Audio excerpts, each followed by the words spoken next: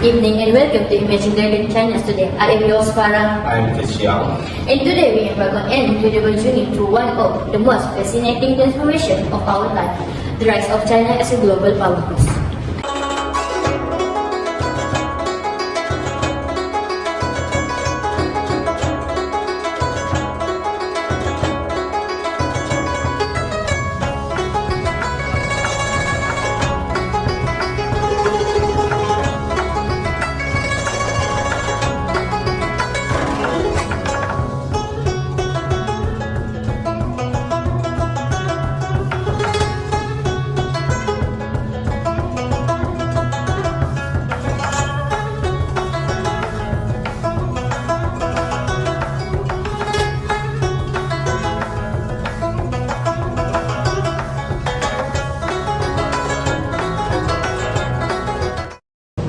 Joining us are experts and scholars who have witnessed and studied this phenomenal journey.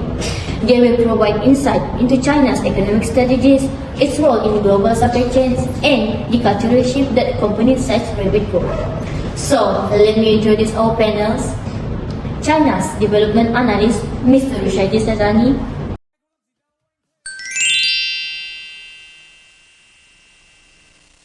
Trade Policy Advisor, Mr. Gavin Wardell.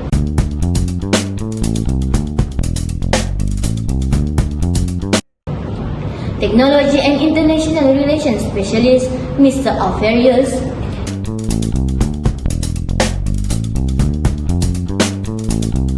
Chief Geopolitical Strategy, Mr. Ahmad Danish.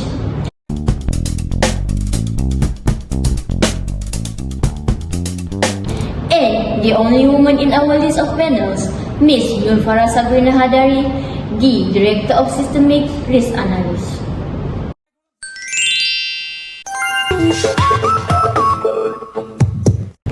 So, sit back, relax, and get ready to uncover the stories behind the headlines.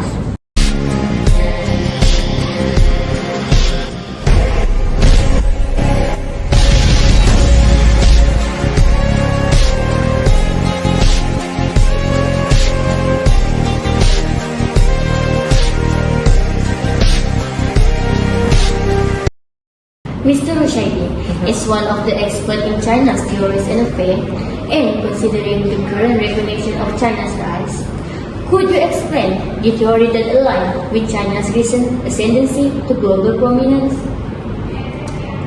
Thank you for having me today. Now, to have a deeper understanding about the rise of China itself, I will discuss the theory of constructivism in the context of China's economic rise. So, ladies and gentlemen, constructivism is unlike realism or liberalism because it emphasizes the importance of social structures, identities, and shared belief that shape the essence of states. It persists that the international system is not merely a backdrop for politics or economic exchanges, but it is constructed through social interactions and the meaning as we attach to them. In simple words, imagine you have a bunch of Legos to build. Constructivism is like saying how you decide to build something with those Lego bricks, and it depends on what you think is beneficial or important. It's not just about following the instructions, and it's about using your ideas, your imaginations to decide what to make and why. So, in the economic context, countries and people decide how to trade and work together based on what they believe is right and what they believe they can work the best. Kind of like when you build new Legos, you will decide to build one based on your like. China's rise is often viewed and can be associated with identity constructions. And historically, China has seen itself as a central power and continued to influence its contemporary foreign policy. So, constructivism asserts that the behavior of states is influenced by their identities and norms as they develop over time as these identities and norms shape the interests and interaction beyond the states. So, in the context of China, constructivism offers us to understand how China perceives itself and how it's perceived by others by impacting its foreign policy and global strategy. So now I will touch a little bit about China's identity constructions. So China's remarkable economic rise over the past few decades can be effectively analyzed through constructivism. So China has been attempting to use soft power to shape its economics globally. And through the initiative, as the Belt Road ABRI, China is actively constructing a peaceful development for their mutual benefits. So basically, the starting points of Belt Road, or we known as BRI, initiated by China, can be related to the constructivist approach. So constructivism emphasizes the importance of ITTs in shaping the international relations with other states. And through the BRI, it reflects China's attempts to promote its norms and ideas globally, such as infrastructure development, connectivity, and economic cooperation based on their mutual benefit. Not only that, through BRI, China engaged with numerous countries, promoting learning and socialization into its approach to develop cooperation between these approaches. For China economic purposes, it also aims to shape its identity as a responsible global actor committed to shared development and connectivity. China's involvement in BRI related to construction, and in order to do that, they need to access to these various resources, countries, and also markets by all these global interconnectedness. Huge amount of money involved means that the Belt Road Initiative is also political, which can be seen as a constructivism approach. So that's all for my explanation. Alright, thank you Mr. Shady for the explanation. So now, let's turn our attention to crucial aspect of China rise, the shifting dynamic of global trade. Thank you, Ms. Farah, for having me here. It's such an honor. Well, China has become a major global player in trade, both as supplier and a market. China surpassed the US. Not only that, China also share of global goods trade increased from 1.9% in 2000 to 11.4% in 2017.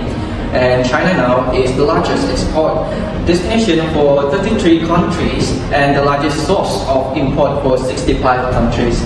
So, Ms. Farah, my main point is what is the factor of China trade dynamic? Okay, among the factors that make China one of the largest economies in the world are the dominance of export and the greatness of manufacturing. This is said because China emerged as a manufacturing power over the past few decades, and this country has become the largest export of goods in the world. Okay. Not only that, China also have the ability to produce products at competitive prices, which is allowing to command a large share of global trade and various sectors. In various sectors. This is also make China manufacturing trade surplus has increased significantly in recent years, with the country accounting for 30% of global manufacturing export.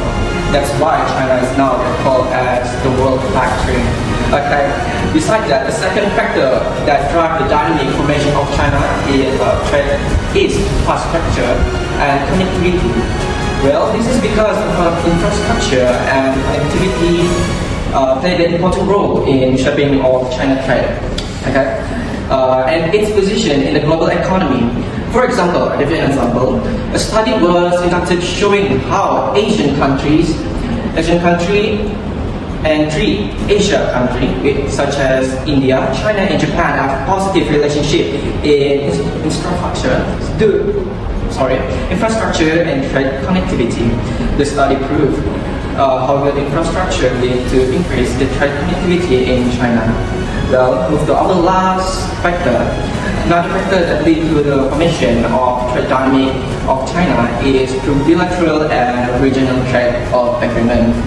Okay, this is said to be because China clearly sees both regional trade agreement (RTA) as an important element in the integration into the global economy, where China has actively fought for bilateral and regional trade agreement to further increase in trade relation with other countries and reduce dependence on traditional markets.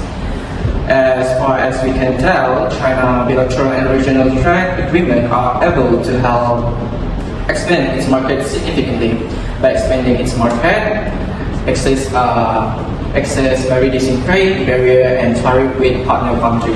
So I think, Ms. Farah, that's all the three factors I can share today. Thank you very much. Hope you guys.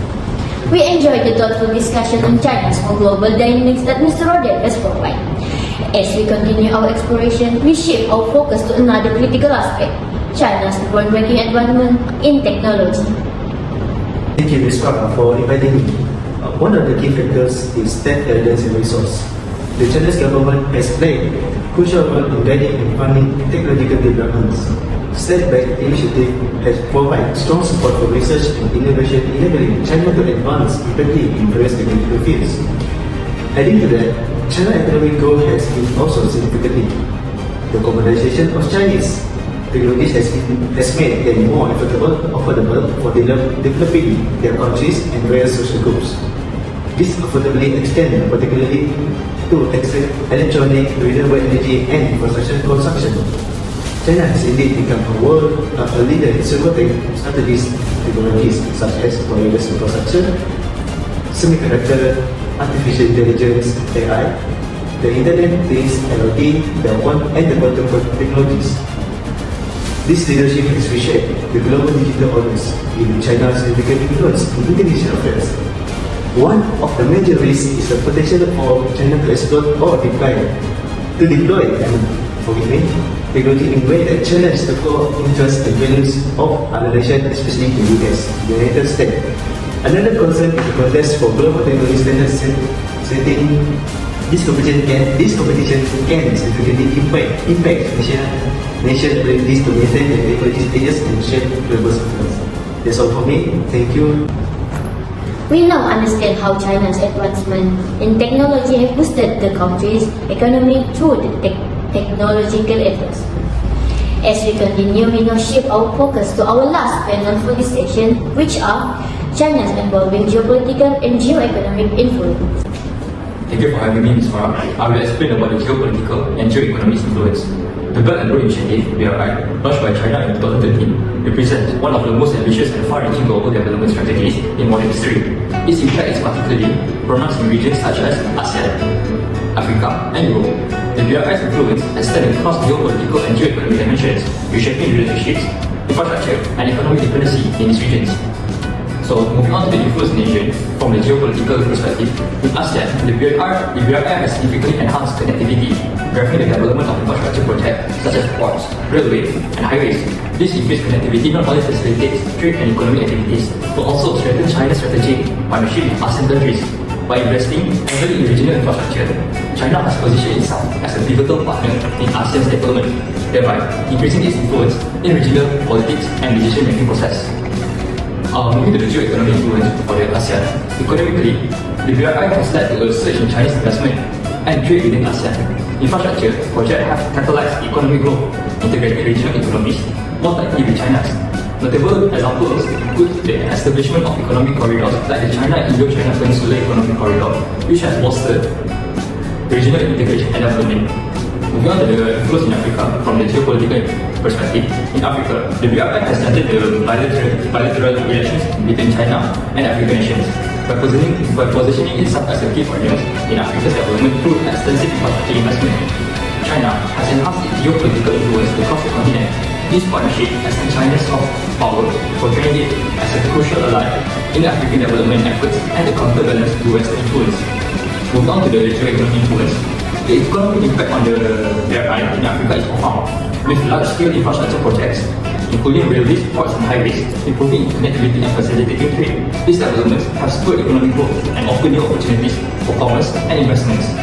China's role as a major economic partner has provided African countries with much needed investment and financing options that are often unavailable from any other resources.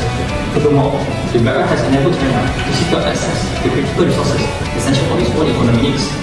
Now we move to the influence in Europe. From geopolitical influence, in Europe, the BRI has given China a strategic foothold, particularly in Eastern and Southern Europe.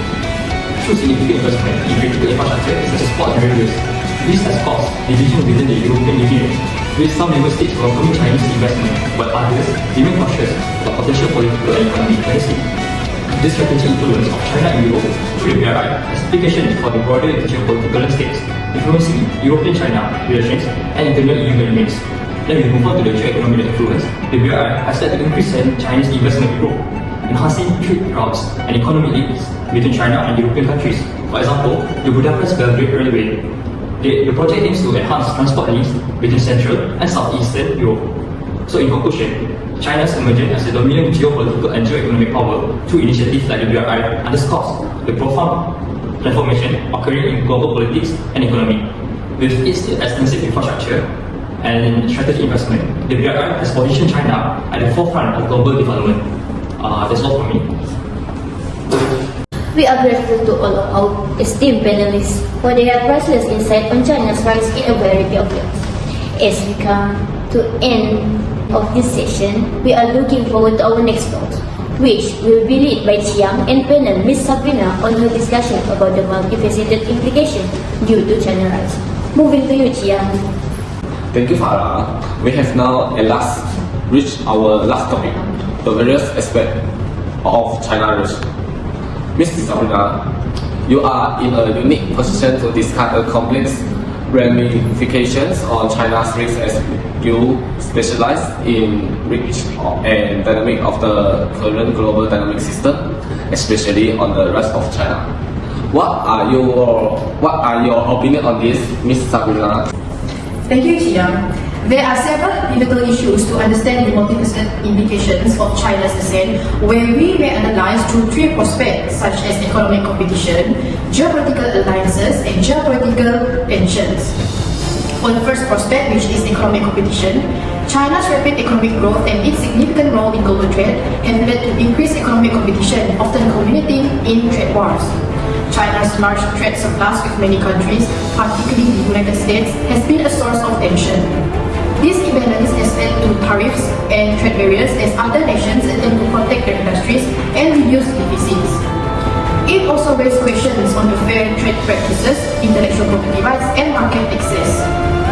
As an example, the US and other Western nations have accused China of not adequately protecting intellectual property rights, leading to losses from foreign companies. Geopolitically, China's assertiveness in territorial disputes, particularly in the East and South China Seas, has escalated tensions with neighboring countries such as Japan, Vietnam, and the Philippines. China's expansive claims, marked by the 9-9 overlap with the territorial waters of several ASEAN countries. Intrinsically, China has built artificial islands and militarized them, which has led to confrontations with countries like Vietnam, Philippines, and Malaysia.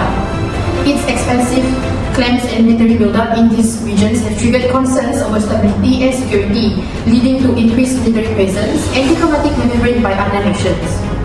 This has become a focal point in international relations and has heightened regional anxieties about China's intentions and its adherence to international maritime law. In response to China's assertiveness, there has been significant shift in geopolitical alliances, most notably the strengthening of the Quad, which encompass Japan, US, India, and Australia. This strategic partnership aims to bolster security ties, promote economic integration, and uphold a rules-based order in the Indo-Pacific region.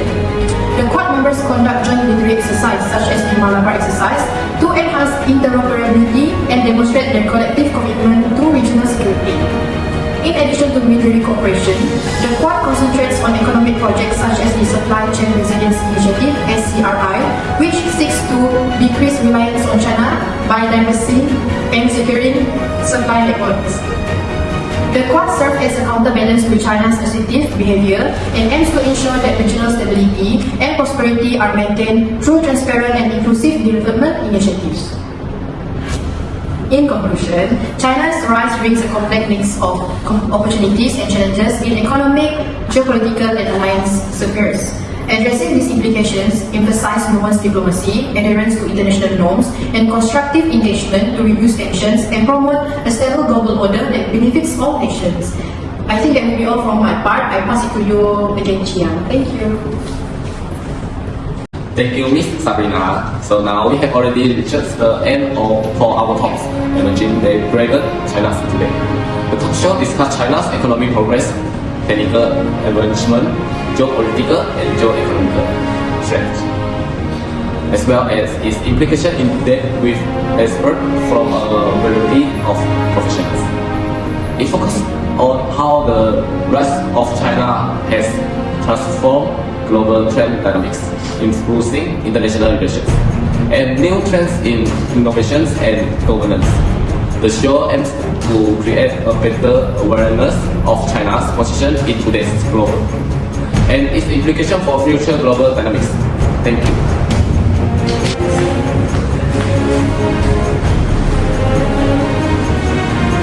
That would wrap up our talk show Emerging Dragon of China's today. Thank you.